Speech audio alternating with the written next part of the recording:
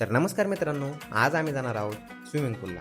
कारण की उन्हाळा आलाय आणि आम्ही पोहायला जाणार नाहीत असं शक्यच नाही. टॉवेल वगैरे घेतला, बॅग पॅक केली आणि गाड्या घेऊन पोहोचलो स्विमिंग पूलला. इथं आल्यानंतर सगळ्यात पहिल्यांदा गाणी लावली आणि पाण्यात पहिली उडी मारली आणि अंगात जेवढी काय मस्ती होती तेवढी सगळी बाहेर काढली.